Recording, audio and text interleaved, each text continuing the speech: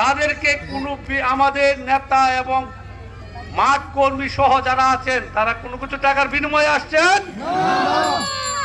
আজকে অন্য যারা চিন্তা ভাবনা করে টাকা আছে তাদের রাজনীতি আছে, টাকা নাই তাদের রাজনীতি নাই। ভাইরা আমার, মনোনয়ন চিন্তা করবেন না, তারেক রহমান যেহেতু আছে মনোনয়ন শাহীন ভাইয়ের কাছে আছে ইনশাল্লাহ।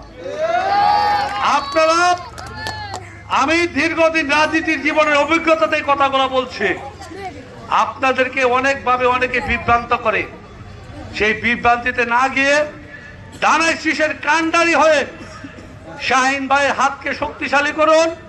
রাজীবপুরের মাটি শাহীন ভাইয়ের ঘাঁটি, রাজীবপুরের মাটি ডানায় শীষের ঘাঁটি করে তুলুন, যেটা আমাদের নেতা তারেক রহমান সরাসরি শাহীন ভাইয়ের মাধ্যমে বলে ডানায় শীষ কিভাবে জনগণের কাছে পৌঁছে দেওয়া যায়, যেভাবে পরিবেশ শান্ত শৃঙ্খলা বজায় রাখা যায়।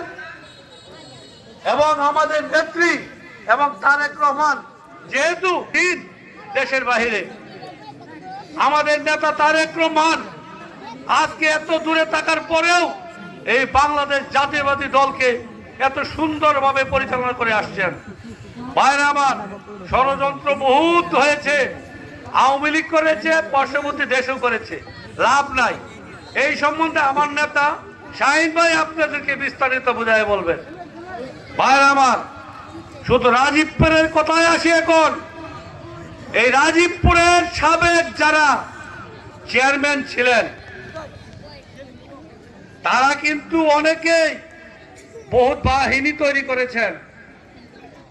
দয়া করে, যেহেতু আমাদের উপরে নেতার নির্দেশ, শাহীন ভাইয়ের নির্দেশ যে কেউ আইন হাতে তুলে নেওয়া যাবে না, আমরাও চাচ্ছি না নেওয়ার জন্য, আপনাদের যে সন্ত্রাস বাহিনী সেটিকে ক্ষেত খামারে লাগিয়ে দেন। আপনারা যারা সাবেক চেয়ারম্যান আছেন এই দল আর এই দল, সবাই আল্লাহর হস্তে